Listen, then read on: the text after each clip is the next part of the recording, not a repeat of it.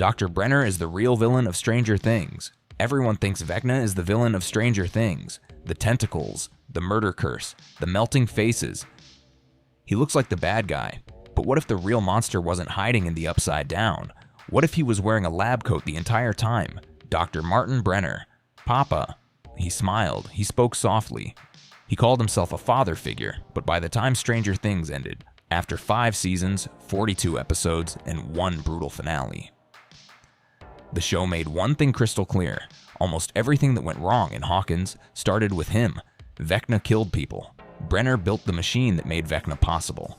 Today, we're breaking down exactly why Dr. Brenner is the real villain of Stranger Things, and why the show spent years trying to hide it. This isn't a hot take for the algorithm. Every point in this video is backed up by what actually happened on screen. Across all 5 seasons, including the series finale that dropped on New Year's Eve, 2025, we're going canon facts only. No fan theories, no speculation, just the show's own evidence used against him. Let's get into it. Let's start at the very beginning, because this is where it all starts. Dr. Brenner didn't just run a government lab. He built a program specifically designed to experiment on children with psychic abilities. And in season 5, we find out it goes even deeper than we thought. He injected Henry Creel's blood, the blood of a murderous psychic child, into pregnant women. Without their knowledge, without their consent. That's how 11 was created. That's how Callie was created. That's how all the numbered kids were created. These weren't volunteers. These were babies engineered from the start to be test subjects. 11 grew up in a lab. No name, just a number tattooed on her arm. No friends, no school, no childhood. She was raised in isolation, taught to suppress her emotions, and tested like a piece of equipment. And when she showed fear, when she cried, Brenner put her in the isolation tank, alone, in the dark. He called it training. The show called it what it was in season 5, a cycle of abuse. One that was so damaging it almost cost 11 her life in the finale. She was literally willing to die rather than let that cycle continue. That's not the result of a well-meaning scientist who made mistakes. That's the result of a man who saw children as tools. Here's the one that should end the debate forever. Vecna. The most terrifying villain in the show exists because of Dr. Brenner. Henry Creel, also known as One, also known as Vecna, was the original child Brenner got obsessed with. Henry had natural psychic abilities, and instead of getting him help, Brenner brought him into the lab and made him a test subject. But here's the part that changes everything. Brenner forced 11, Selema, a child, to find Henry using a sensory deprivation tank. He pushed her to make psychic contact with the Upside Down while searching for him. And when 11 did that, the wormhole connecting our world to the abyss was formed. The Upside Down, the entire nightmare dimension that killed people for 5 seasons, was opened because Brenner kept pushing 11 past her limits. And before that, it was Brenner's abuse of Henry that turned him into a killer in the first place. Henry murdered the other children at the lab. Brenner's methods, his cruelty, his obsession with control. That's what Henry grew up under. Vecna didn't come from nowhere. He was built in Brenner's lab, shaped by Brenner's choices, and unleashed because of Brenner's experiments. Every person Vecna killed? Brenner's fault. Every gate that opened? Brenner's fault. Will Byers disappearing in season 1? Follow the chain. It leads straight back to Brenner. Now here's what makes Brenner so dangerous, and so easy to miss as a villain. He wasn't loud, he wasn't threatening, he didn't yell, he manipulated. Every single time Brenner and 11 were in the same room, he used the same playbook. Call her his daughter, tell her he loves her, and then immediately do something that proves he doesn't. In season 1, he told her she was safe. She was never safe. In season 4, he brought her to the Nina facility, said he was helping her recover her powers, and then admitted, in his own words, that he had tranquilized her and brought her there without her full consent. When she tried to leave, he stopped her. When she wanted answers, he gave her half-truths. And in his final moments, dying in the desert after being shot, what did he do? He still tried to guilt her into staying. He told her she wasn't ready, that she needed him, that the world was too dangerous. She walked away, and that was the right call. Because every time 11 trusted Brenner, it cost her something. Her freedom, her safety, her sense of self. A real father protects his child. Brenner protected his program. 11 was just the most valuable piece of it.